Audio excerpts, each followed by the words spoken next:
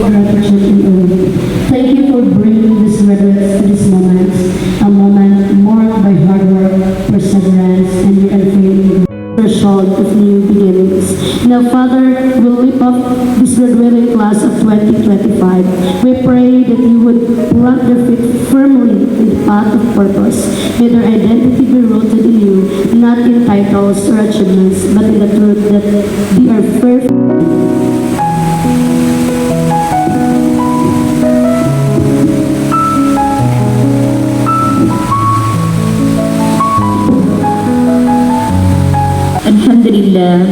الحمد لله رب العالمين. الحمد لله الذي بنعمته تتم الصالحات. اللهم صل على محمد وعلى آل محمد كما صليت على إبراهيم وعلى آل إبراهيم إنك حميد مجيد.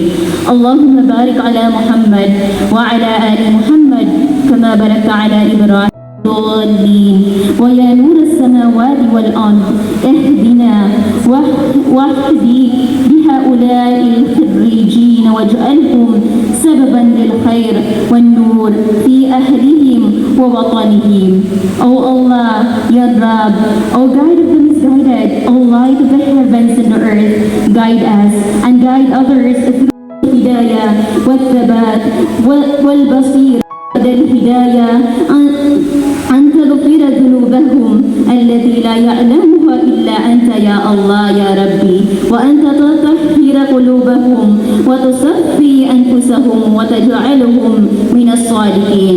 Oh Allah, I ask you to grant them guidance, firmness in truth, clarity of purpose, and acceptance. And after guidance, oh Allah, I ask you to forgive their hidden faults known only to you, my Rabb, to purify their hearts, refine their souls, and make them among the truthful.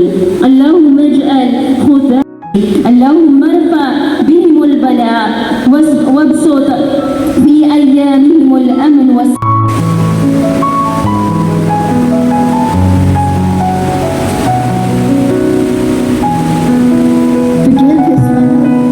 And for gracing this meaningful event as part of the university's academic celebrations.